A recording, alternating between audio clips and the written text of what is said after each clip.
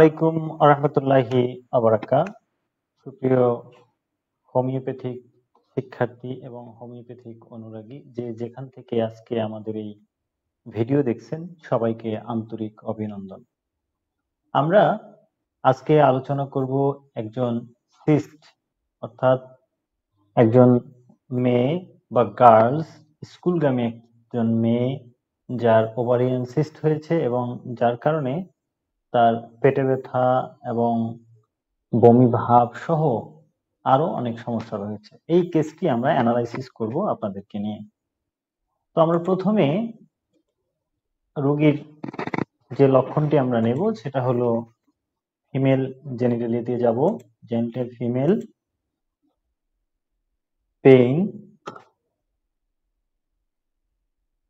Menses before.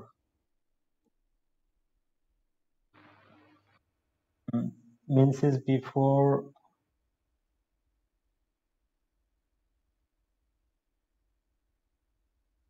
আমরা যাব female genitalia pain ovaries অর্থাৎ ওভারিতে পেইন। তাহলে আমরা আবার লক্ষণে যাই ফিমেল জেনিটালিয়া পেইন ওভারিস। তো এই লক্ষণটা আমরা ড্রাগ করে নেব, অর্থাৎ রোগীর দুই ওভারিতেই চকলেট সিস্ট রয়েছে বা সিস্ট সংক্রান্ত সমস্যা রয়েছে, যেগুলো আমরা আল্ট্রাসোনোগ্রামের রিপোর্টে পেয়েছি। এবার আমরা যাব রোগী খেতে পারে না, তাহলে স্টোমাকে যাব। স্টোমাকে স্টোমাক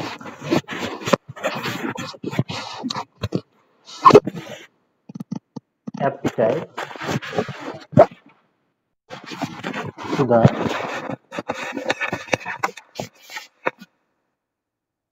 রোগীর ক্ষুধা ওয়ান্টিং। এখানে অনেকগুলো লক্ষণ আছে, আপনারা দেখবেন question after evening exertion after foggy weather food fullness from the sense of. আমরা এগুলো দেখবো। তো আমাদের রোগীর জন্য যেটি যথোপযুক্ত মনে করব আমরা সেটাকে নেব।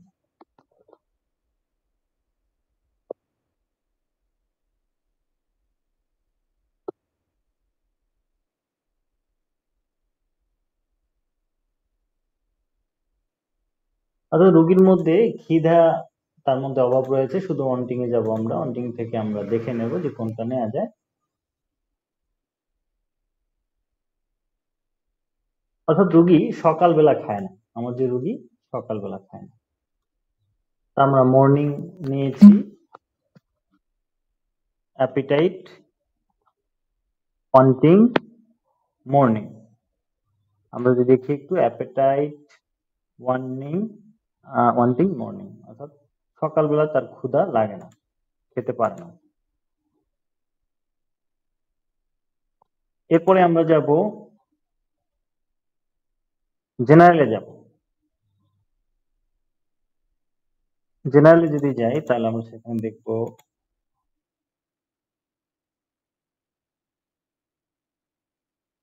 পেইন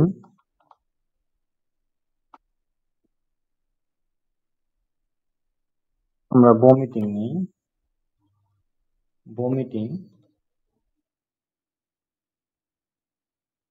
এমএল, ভমিটিং এমএল আমরা নিলাম। ভমিটিং এমএল নিলাম সেখানে।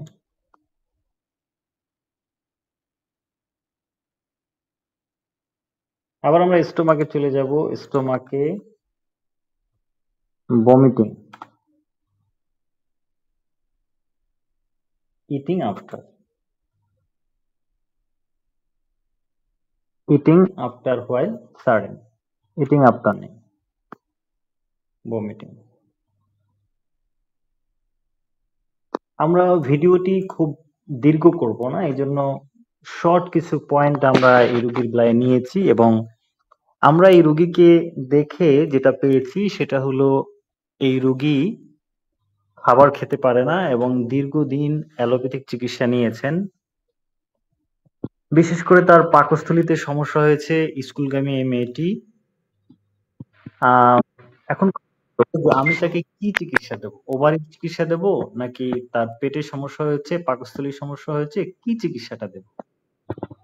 তো আমি যেটা ডায়াগনোসিস করেছি সেটা হলো প্রথমত এই রোগীর সমস্যা হলো স্টোমা মানে গ্যাস্ট্রাইটিস আছে। এর কারণ হলো সেই স্কুলে তার ইতিহাস পেয়েছি যে সে স্কুলে না খেয়ে যেত। এখন গেল এটা যার কারণে সে তার পেটে আহ প্রচুর গ্যাস বেড়েছে এবং প্রি স্টেজ অফ আলসার আমরা সেটা দেখতে পারি। কিন্তু এই রোগীর এটার জন্য আমাকে খুব বেশি মেডিসিন চিন্তা করতে হবে না। তো এখন আমরা রোগীর কনস্টিটিউশন দেখলাম যে হালকা পাতলা গড়নের রোগী। রোগী সকালবেলা তার একদমই খেতে মন চায় না, যার কারণে সে খেয়ে যায় না। আমরা যেটা রুগীকে পেলাম মর্নিং মর্নিং সিপিএ সেকেন্ড গ্রেডে আছে। এরপরে আমরা আসি স্টোমাক ভমিটিং ইটিং আফটার, খাবার পরপরই সে বমি করে। এবং ফিমেল জেনিটালিয়া পেইন ওভারিস, ওভারিতে ব্যথা করে তার। তো এই লক্ষণগুলো দেখার পরে আমাদের মেডিসিন আছে সিপিয়া। এখন কথা হলো যে সবসময় রেপার্টরি আপনাকে সঠিক পথে নিয়ে যাবে না। কারণ হলো আপনি যখন অসংখ্য রুব্রিক নেবেন যেগুলো দরকারি না এবং রোগীর সাথে সম্পৃক্ত না, সেজন্য অল্প কিছু রুব্রিক নিতে হবে, কিন্তু কেসটা অনেক বেশি অ্যানালাইসিস করতে হবে। তো আমি এই রুগীকে কিন্তু সরাসরি সেপিয়া প্রদান করিনি। আমি এই রুগীকে প্রথমে অন ডোজ সালফার দিয়েছি। দেওয়ার পরে আমি এই রুগীকে সেপিয়া দিয়েছি। যদিও সেপিয়াও অ্যান্টিসোরিক মেডিসিন, কিন্তু আমরা মনে রাখবো সবসময় সালফার একটা মহৎ পলিক্রেস্ট এবং আমাদের বডিতে যখন মানে স্টোমাকে কোনো সমস্যা হয়, বিশেষ করে কৃমিজনিত সমস্যা, আলসার, ঘা ইত্যাদি ক্ষেত্রে আমাকে যদি শরিক কন্ডিশন বিবেচনা করা যায়, আমার রোগীর মধ্যে পাই, তাহলে আমাকে রোগীকে অবশ্যই সালফার প্রদান করা উচিত। তবে যদি অ্যাকুরেটলি আমরা লক্ষণকে পাই, সেক্ষেত্রে না দেওয়াই উত্তম, একক মেডিসিন দেওয়া উচিত। তো কারণ হলো কি, সালফার রোগের কন্ডিশনটাকে সাপ্রেসড করে। যখন আমাদের কাছ থেকে অ্যালোপ্যাথিক থেকে হোমিওপ্যাথিতে রোগীগুলো আসে, আমাদের কাছে একটা চ্যালেঞ্জ হয়ে যায়। 6 মাস 1 বছর রোগী চিকিৎসা করার পরেও যখন অ্যালোপ্যাথিতে ভালো না হয়, তখন এই রোগীরা আমাদের কাছে আসে এবং একদিনে 1 ঘন্টার মধ্যে ভালো হতে চায়। তো যাই হোক, আমি এই রোগীকে মাত্র 2 ঘন্টার মধ্যে ব্যথা কমিয়ে দিতে পেরেছি এবং একদিনের মধ্যে সে রোগী ভালোর দিকে রয়েছে, এখন পর্যবেক্ষণে আছে। তো সুতরাং আমি তারপরে রোগীকে সেপিয়া খেতে দিয়েছি, তার মাসিকের ব্যথা সহকারে। অন্যান্য যে কোনো সমস্যা এগুলো একেবারেই কম, রোগী ভালো আছে। তো মূল কথা হলো হোমিওপ্যাথিতে লক্ষণ এবং কৌশল এই দুটোই কিন্তু জরুরি।